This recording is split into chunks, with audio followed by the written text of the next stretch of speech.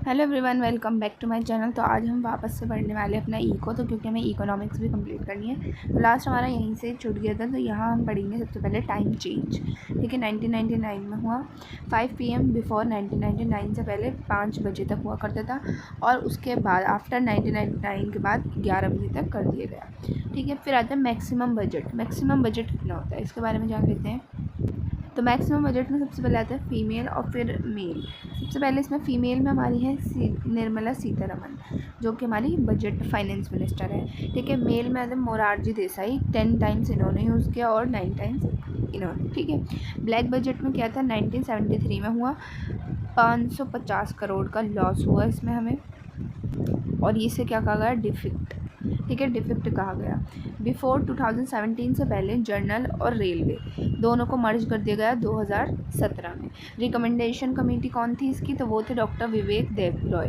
ठीक है, ये इसके क्या थे, रिकमेंडेशन कमेटी के अध्यक्ष थे। ठीक है, इंडियन पीएम इंट्रोडक्शन बजट से इन्होंने हमें कैसे इंट्रोड्यूस कराया। तो सबसे पहले आते हैं पीटी नेहरू 1958 में, फिर आए इंदिरा गांधी 1970 में, और फिर राजीव गांधी 1987 में। ठीक है, बजट थीम ऑफ 2025 की थीम क्या है, तो वो है सबका विकास। ठीक है, ये इसकी 2025 की थीम है, याद रखना आप लोग।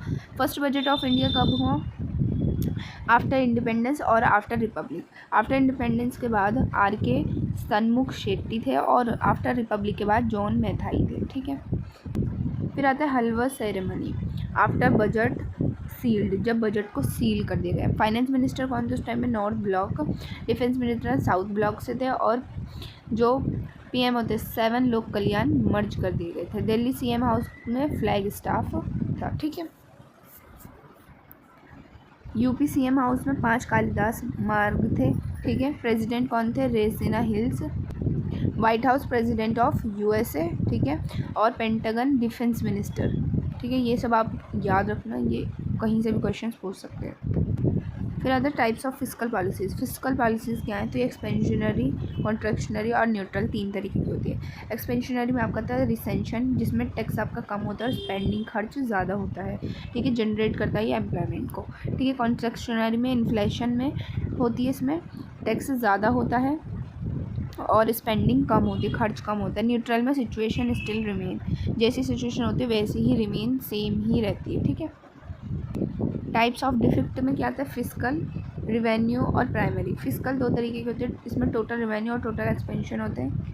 कैपिटल रिवेन्यू और आपका एक्सक्लूड बोरोइंग्स, वो हटा दिया जाता है। रिवेन्यू में टोटल रिवेन्यू, रिसीट और रिवेन्यू का एक्सपेंडिचर। ठीक है, और उसके बाद प्राइमरी में फिजिकल डिफेक्ट तो पेमेंट दिया जाता है इसमें। ठीक है, ये हैं टाइप्स ऑफ डिफेक्ट। नेक्स्ट आता है नेशनल इनकम। नेशनल इनकम भी 4 तरीके की होती है, मॉनेटरी, डिबोसेबल, रियल और NFIA। ठीक है, मॉनेटरी में क्या होता है, इनकम फ्रॉम हार्डवर्क, जहाँ मेहनत से पैसा कमाया जाता है। वेजेस, सैलरी होती है जहाँ 1 लाख एग्जाम्पल ऐसे। ठीक है, जहाँ वेजेस आपको मिलते हैं। डिबोसेबल में क्या होता है, मॉनेटरी टैक्स से जो पैसा आता है। ठीक है, 1 लाख रुपये तो 10% टैक्स है, यानी कि 10,000 रुपये आ रहे हैं, दैट इज़। ठीक है, तो उसमें 1 लाख में से 10,000 रुपये आपके कट गए, तो 90,000 ये आपके बचते हैं। तो ये आता है डिसोबलमेंट। रियल में इनकम में माइनस होता है, टैक्स में से माइनस होते हैं बोरोइंग। ठीक है, 1 लाख है, ठीक है, 10,000 वैसे भी माइनस हुआ और 20,000 बोरोइंग के, तो आपके पास 70 ही बचते हैं। NFIA में नेट फैक्टर ऑफ इनकम होता है, जो कि अब्रॉड से काउंट किया जाता है, from abroads. Fact about income, income के बारे में क्या फैक्ट्स हैं ये भी देख लेते हैं। तो देखो, first calculation of national income, पहली कैलकुलेशन कैसे हुई, तो देखो प्री इंडिपेंडेंट और पोस्ट इंडिपेंडेंट। प्री इंडिपेंडेंट में दादा भाई नरोजी आते हैं 1867 से 1868 तक, 1 साल। इनकी एक बुक है poverty and un British rule in India, 1901 में इन्होंने लिखी। ठीक है, और पोस्ट इंडिया में PC महालनोबिस आते हैं, 1949 में लिखा इन्होंने। हाईएस्ट पर कैपेसिटी इनकम प्रेजेंट में है इनकी। ठीक है, और जो इनकी बुक थी ना, पॉवर्टी एंड ब्रिटिश रूल, इसकी थ्योरी क्या थी, ड्रेन ऑफ वेल्थ इसकी थ्योरी थी। ठीक है, बुक याद रखना, बुक्स भी पूछ लेते हैं क्योंकि।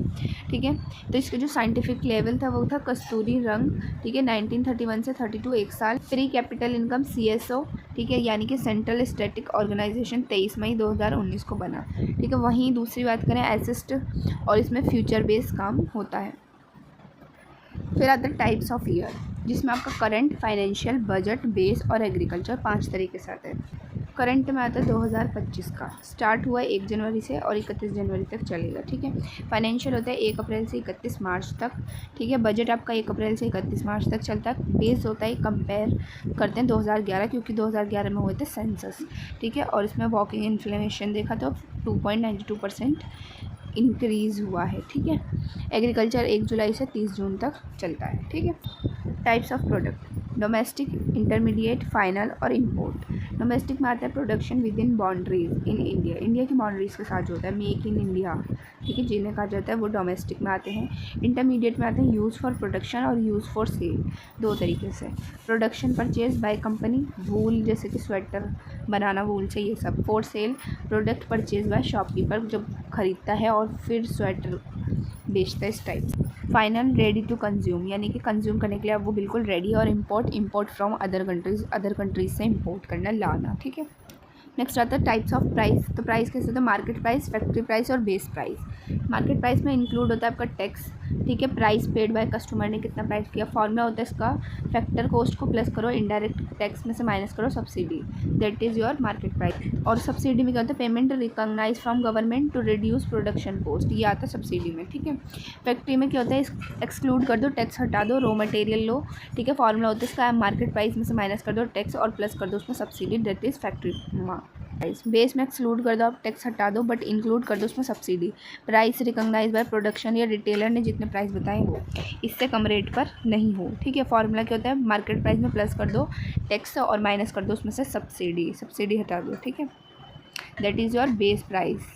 सो जीडीपी क्या होता है, gross cosmetic product, GNP gross national price और एनएनपी नेट नेशनल प्रोडक्ट होता है और एनडीपी आपका नेट डोमेस्टिक प्रोडक्शन होता है, ठीक है। यहाँ से हम कल पढ़ेंगे, आज के लिए इतना ही रखते हैं। वीडियो को लाइक कर देना और चैनल को सब्सक्राइब कर देना। मिलते हैं फिर नेक्स्ट क्लास में, तब तक के लिए बाय।